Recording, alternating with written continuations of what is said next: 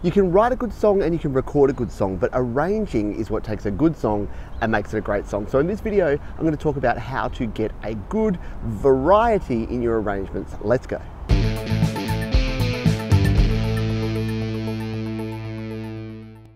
Hi, my name is Pete. This is Studio Live today, where I help you create, record and release your best music. A little bit something like that, maybe a little bit too much reverb. And now in this video, I'm going to be borrowing from a live show that I do over on the GarageBand Users Facebook group. Once again, the Feedback Loop is the name of the show. And in this video, I'm talking all about arrangements or arranging a song, which is basically how you set up your chorus, your verse, your intros, your outros, all of that sort of jazz. So let's jump in now to the content that's been pre-recorded and take a look. So Mike says, I've had quite a few songs, just acoustic guitar and voice. Any tips from anyone on putting the arrangement together? Yeah, I'll open this up. So anyone who has any ideas, you can put the comments here, or you can make your own post about your arrangement, because arrangements can be really hard things to do. And I've gone too far the other way. So I think, in fact, when I was talking to Mike 2 weeks ago on the show here, we were talking about arrangement. We were talking about what I liked about his stuff is that he was paring it back and making it really sort of simple and starting with the basics, because I think when a lot of folks jump into GarageBand, they get very excited and they get a little bit carried away with the fact that I've got 32 tracks. I better fill them with things and stuff. And you don't have to fill them with things and stuff. You need to fill them with things and stuff that makes sense to the mix.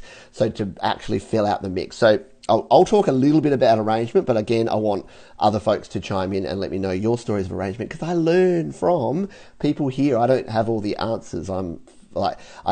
Yes, you could call me an expert in GarageBand, but you know what an expert is? It's like a piano teacher. As long as you're one lesson ahead of the kid, you're the expert, right? So that's my definition of expertise, is that you just have to know a little bit more than the people that you're talking to about the topic, and that's me. So when it comes to arrangement, I'm not an expert, but I do arrange songs, and I have learned a lot about what an arrangement needs over time. And so the key thing about arrangements, from my perspective, is around variety. So not being this thing where, and it's sounding weird because if you listen to a lot of modern music, it doesn't have a lot, it doesn't feel like it has a lot of variety, but it really does if you boil it down. But a lot of modern music just sort of starts really loud and it just goes, brrr. It's like this sausage shape. Look at the waveform, and it's like mastered like this, and then it stops.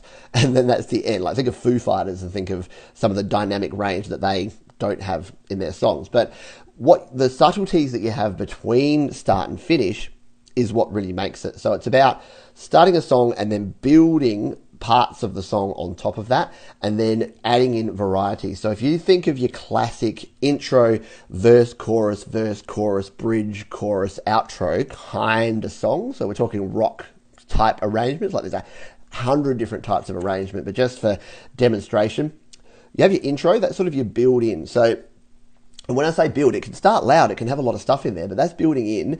And then you've got sort of your first verse and your first chorus. And that's like getting people, hooking people in. There's a reason that you call it a hook, that your chorus is a hook, because you're hooking people in. So you want to, yes, get to the chorus reasonably quickly. You don't want, some prog rock style 3-minute intros where before you hit the hook, you've actually lost everyone. So intro, short and snappy, you throw 4 bars or 8 bars of an intro, you do your first verse, you got like your 16 bars or whatever it is for your verse, and then you hit your chorus. And then when you go into your second verse, the key that I've found to good arranging is, and in the copy-paste world of digital audio workstations, it can be really hard to do this because we tend to lose a bit of that, like you don't have to do everything from scratch. So the worst cases I've seen are where people grab their first verse and they go copy, paste, and then just sing their second verse over that exact same thing. That's going to lead to a really boring arrangement. What you need is something different. You need to add or subtract. So it doesn't always have to be just add more. Sometimes you'll subtract something. So sort of things you add, you'll change up your drum pattern. So maybe your first verse is sort of all on the toms, and then your second verse you bring in it on the cymbals, or you do something like that. That's a good way to get some variety. You can add in an additional guitar, so you can give it some more drive. You can add a lead part. So if you've just got sort of a couple of guitars playing chords, then maybe you add a lead guitar that's just playing a riff that's not the melody, but is complementing the melody over the top of that, and then bringing in other instruments, so other featured instruments. So I use the electric piano, or like a keyboard or an organ sound a lot, especially in my second verse to change things up. So let's just say you got a rock song, you got your first verse, it's just a couple of guitars, a bass, a drum, and you're singing over that. You hit your first chorus, you come into your second one, pad it out with like electric piano. So just have some electric piano chords that are playing throughout that. Maybe bring some strings in, some sort of synth. Like, don't be afraid. A lot of folks that I've talked to, they're like, I do rock and roll, it's got to be real instruments. Have you listened to rock music lately by like any of the big successful bands? Like listen to The Killers, listen to Muse. Do you reckon they went, oh, we're a rock band, we can't bring in any synth? No, you listen to the arrangement of those and they've got arpeggiated synths going on. Like if you listen to the detail behind it, there's probably about 5 or 6 tracks of stuff that you didn't even realize was there, but it's filling out the mix, it's adding to the arrangement. So when you hit that second verse, bring in some variety, add to your arrangement and add in some additional instruments and things as well. And then your second chorus has got to have something different from your first. Same sort of thing. It's got to really pop. And then especially, if depending how many choruses you have in your song, and again, we're talking typical arrangement, especially your final chorus, you really got to bring it home strong. You've got to give people, you've got to give the payoff. So they've listened to this. They don't just want to hear a cut and paste job of your first chorus when it's your third or fourth chorus. They want to hear something different. So give something different by really bringing it. And that's where I tend to bring my drums up. I put the drums up on the crash and do things like that. I'll bring in an extra guitar. So bring in a third guitar in the middle with the rest out on the sides. I'll do something to really make sure it's bringing it home strong. Double the vocal. I did a video during the week about vocal doubles, so making sure that you're actually getting that vocal sound to really pop and really be present. And your automation, so this is where volume automation comes into it. You do want variance. So we all compress, we use compression, we use limiting that I was talking about at the start to make sure that everything sounds like it's nice and the same, but you'd also want some dynamic range. So you want to, at the end of your track, for it to really come in really strong. That should be the loudest part. And again, I'm talking absolutely sort of typical mixes and arrangements here. You don't have to do it this way every time. You can do it differently. But again, knowing the rules or the guidelines around a good arrangement can help you then break them correctly to make sure that you've got that variety and you can do things differently. So, yeah, so that's a good topic and something that I am learning a lot about and have learned a lot about in the past. You're not going to always get it right. I've written boring songs.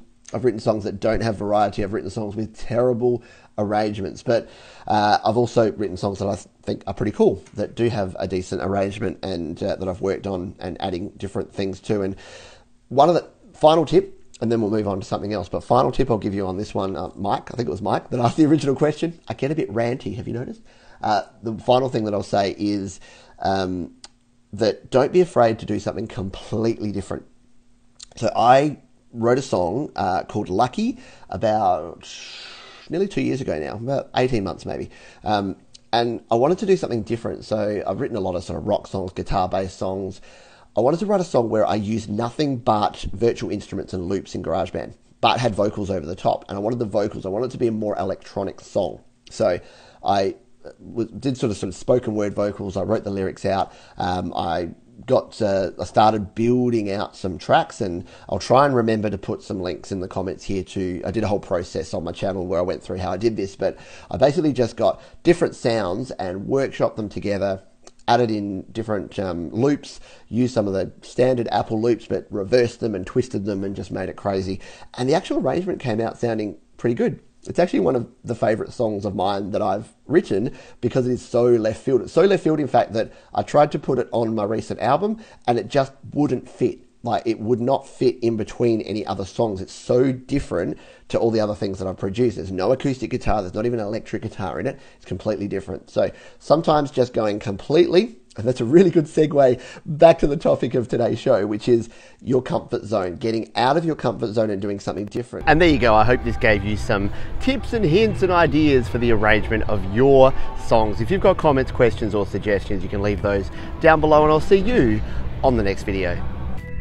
Hey, thanks for sticking around. If you'd like to check out some more videos, there are 2 linked right down below. You can also subscribe to the channel by clicking on the Studio Live Today icon in the top right corner, or head on over to studiolivetoday.com for even more audio goodness.